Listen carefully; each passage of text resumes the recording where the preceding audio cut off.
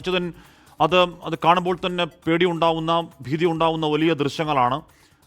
രക്ഷാപ്രവർത്തനം എങ്ങനെ പുരോഗമിക്കും എന്നാണ് മനസ്സിലാക്കേണ്ടത്. 25ഓളം ഹോട്ടലുകൾ ഒലിച്ചുപോയി എന്നൊക്കെ പറയുമ്പോൾ കൃത്യമായി എത്ര പേർ ആ ഹോട്ടലുകൾ ഉണ്ടായിരുന്നു, എത്ര പേർ ആ വീടുകൾ ഉണ്ടായിരുന്നു, ആരൊക്കെ കുടുങ്ങിക്കിടക്കുന്നു എന്ന ഒരു ഏകദേശ കണക്കെങ്കിലും വരാൻ സമയമായോ അച്യുതൻ?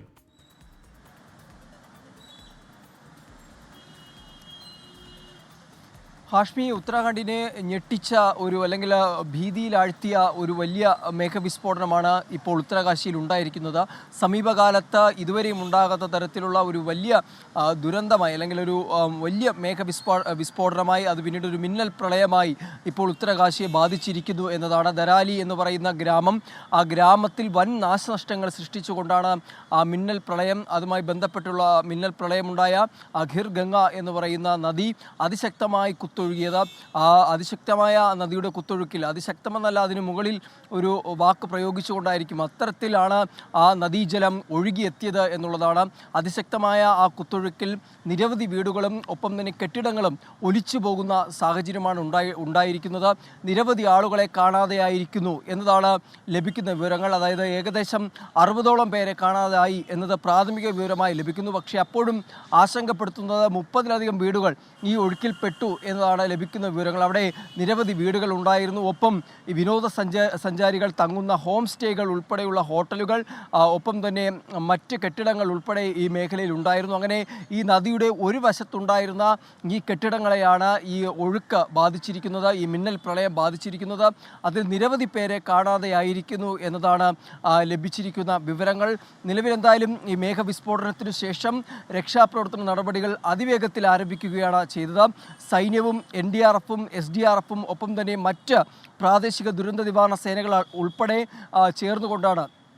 സംയുക്തമായി ചേർന്നുകൊണ്ടാണ് ഇപ്പോൾ രക്ഷാപ്രവർത്തന ദൗത്യം ഈ മേഖലയിൽ ആരംഭിച്ചിരിക്കുന്നത്.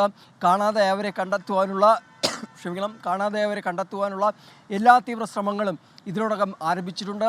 അത്തരത്തിലുള്ളൊരു ഏകോപനം ഇതിനകം തന്നെ ഉണ്ടായിട്ടുണ്ട് എന്നത് അറിയിക്കുന്നുണ്ട്. മുഖ്യമന്ത്രി പുഷ്കർ സിംഗ് ധാമി തന്നെ ഈ ഒരു അപകടത്തിൻ്റെ, ഈ ഒരു ദുരന്തത്തിൻ്റെ ഒരു വ്യാപ്തി അദ്ദേഹം പറയുന്നുണ്ട്. ദരാലി എന്ന് പറയുന്ന ഗ്രാമത്തെ, അവിടെ ഒരു വൻ നാശനഷ്ടം ഇത് സൃഷ്ടിച്ചിരിക്കുന്നു എന്നതാണ് അദ്ദേഹം ഇതുമായി ബന്ധപ്പെട്ട് പ്രതികരിച്ചിരിക്കുന്നത്. എന്തായാലും നിലവിൽ ഉത്തരാഖണ്ഡിനെ തന്നെ വിവിധ ഇടങ്ങളിലുള്ള NDRF സംഘങ്ങളോട് ഈ ഉത്തരകാശിയിലേക്ക് എത്തുവാനുള്ള നിർദ്ദേശം നൽകിയിരിക്കുന്നു. ഇതിനു മുൻപും ഉത്തരകാശിയിൽ മേഘവിസ്ഫോടനങ്ങൾ ഉണ്ടായിട്ടുണ്ട്.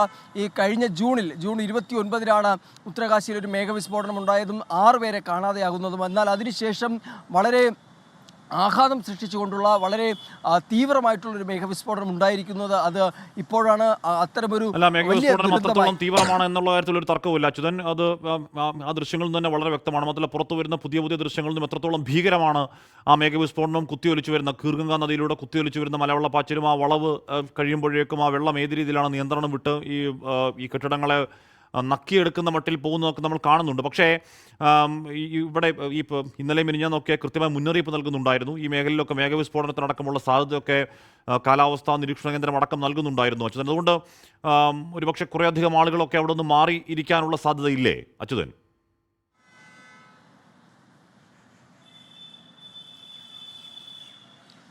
ഹാഷ്മി, ഇതൊരു കുന്നിൻ ചെരുവായതുകൊണ്ട് തന്നെ അതിശക്തമായി ഈ ജലം ഒഴുകിയെത്തിയതോടുകൂടി തന്നെ ഈ ജനങ്ങൾ പൂർണ്ണമായി നിസ്സഹായരായി മാറി എന്നുള്ളതാണ്. അവർക്ക് എന്ത് ചെയ്യണം, അല്ലെങ്കിൽ ഈ ഒഴുകിയെത്തുന്ന നദീജലം ഏത് ഭാഗത്തേക്കായിരിക്കും കടന്നു കയറുക എന്ന സംബന്ധിച്ചുള്ള ഒരു ആശയക്കുഴപ്പം സൃഷ്ടിച്ചുകൊണ്ടാണ് നിലവിൽ ആ മിന്നൽ പ്രളയം ഈ മേഖലയിൽ ഉണ്ടായിരിക്കുന്നത്. ആ ദൃശ്യങ്ങൾ പരിശോധിച്ചാൽ തന്നെ നിലവിളിച്ചുകൊണ്ട് ആളുകൾ 4 പാടിലേക്കും ഓടുന്ന സാഹചര്യമാണ്. അവർക്ക് എവിടേക്ക് ഓടി മാറണം എന്ന തരത്തിലേക്ക് ഈ ഒരു ആശങ്ക അവിടെ ഉണ്ടാകുന്നു. കാരണം ഈ നദി ചുറ്റപ്പെട്ട ഒരു മേഖലയാണ്. നിലവിൽ ആ ദൃശ്യങ്ങൾ പരിശോധിക്കുമ്പോൾ നമ്മൾക്ക് മനസ്സിലാകുന്നത് ആ നദി ഒഴുകുന്ന, അല്ലെങ്കിൽ അത് ചുറ്റപ്പെട്ടുകൊണ്ടുള്ള ഒരു മേഖലയിലെ വീടുകളെയാണ് ഇത് ബാധിച്ചിരിക്കുന്നത്. അവിടെ ഒരു നേരിയ വളവ്, നദി ഒഴുകുന്നതിൽ ഒരു നേരിയ വളവുണ്ടായിരുന്നു. പക്ഷേ ഈ അതിശക്തമായ ഒഴുക്ക് നദിയിൽ ഉണ്ടായതോടുകൂടി ഈ നദി ആ ഒരു ദിശ പൂർണ്ണമായി, നദി ഒഴുകിയിരുന്ന ദിശയിൽ നിന്നും മാറിക്കൊണ്ട് അത് അതിശക്തമായി ഈ വീടുകളിലേക്ക് ആ നദീജലം ഇരമ്പിക്കയറുന്ന ഒരു സാഹചര്യമാണ് ഉണ്ടായത്. അങ്ങനെ നിരവധി വീടുകൾ തകരുന്നത് ആ ദൃശ്യങ്ങളിൽ നിന്ന് നമുക്ക് മനസ്സിലാക്കാൻ കഴിയുന്നത്. കനത്ത മഴ കഴിഞ്ഞ കുറേ നാളുകളായി തന്നെ ഉത്തരാഖണ്ഡിൻ്റെ വിവിധ ഭാഗങ്ങളിൽ വലിയ രീതിയിലുള്ള നാശനഷ്ടങ്ങൾ ഉണ്ടാക്കിയിരുന്നു. മഴക്കെടുതി അതിരൂക്ഷമായ സംസ്ഥാനങ്ങളിൽ 1 ഉത്തരാഖണ്ഡും 2 ഹിമാചൽ പ്രദേശുമാണ്. ഹിമാചൽ പ്രദേശിലും അതിശക്തമായ മഴ തുടരുന്നൊരു സാഹചര്യമുണ്ട്. എന്തായാലും ഉത്തരാഖണ്ഡിൽ ഈ കഴിഞ്ഞ നാളുകളിൽ അതിശക്തമായ മഴ തുടരുന്നൊരു സാഹചര്യമായിരുന്നു.